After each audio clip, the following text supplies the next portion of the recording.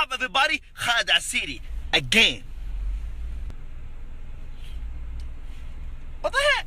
حينما تكون شاطرا وتأخذ موقفا واحدا، حينما لا يكون أمك داعية وتأخذ موقفين. لا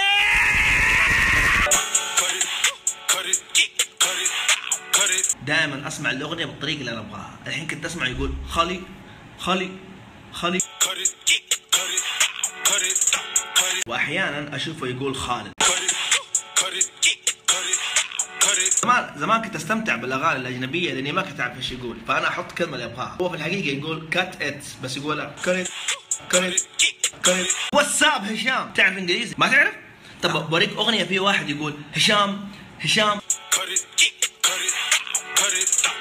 ايش الكلجه دي؟ اسمها نسمعه هشام مو نشوفه. طب انا اشوف كيف الحين تكلم كيف حالك؟ ما اشوفك. ما اشوف مشعل الاسباني سوى حركه الله يزيده، زادت له عدد متابعين، حركه مره رهيبه وذكيه، بس بعدها سوى حركه ذكيه بس مره مو رهيبه، حركه نذاله. ليه سويت كذا؟ مثال بسيط، زي اللي اكتشف طريقه انك تزيد في حسابك مليون ريال وبطريقه منطقيه وحلال وما فيها اي غلط، فكل الناس تقول يلا خلينا نقلده. قال هو كلمتين خلى الناس تقول والله ما نقلده، خلاص لا احد يقلده، ايه لا احد يقلد، ما نبغى نصير قلوديين. بعد ما وصل المليون قال يا جماعه في ناس يحسبوني ادور على شهره، انا عادي ما ادور على شهره، خلاص لا احد يشرح حسابي، وقفوا يا جماعه، الناس بتحسبني ادور على شهره. كده قفل الباب على اي احد يبغى ينشر حسابه، لو احد نشر حسابه حيحسبون الناس يدور على شهره، فما حد راح ينشر حسابه. اول حاجه ازعجت، ثاني حاجه نجح، ثالث حاجه قفل الباب وراه وما حد يقدر يقلده، لانه اللي بيقلده حيطلع منظره بايخ. رابعا خالد عسيري يترقب الاحداث، انشر حسابي الحين ولا بيقول ادور على شهره، اطالع في واحد سواها كاي يدور على الشهره.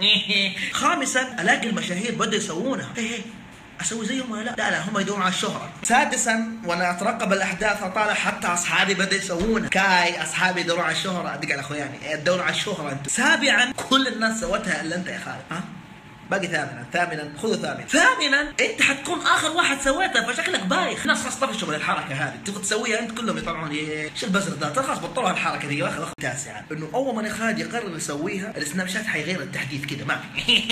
عاشرا خالد كان بدك تسويها من اول، هو ما قفل الباب، انت لك مخه سلام عليكم. امس كنت بتكلم عن الموضوع هذا بس خفت انه لو تكلمت بيقولون انت قاعد تتسلق على ظهره.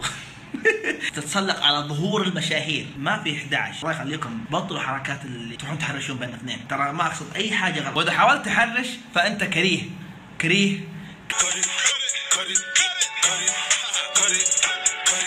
انا وهشام المنصري اللي سوينا الدعايه هذه، بالله ما طفشتكم يا جماعه. هاك ترجع لا الا دجاج.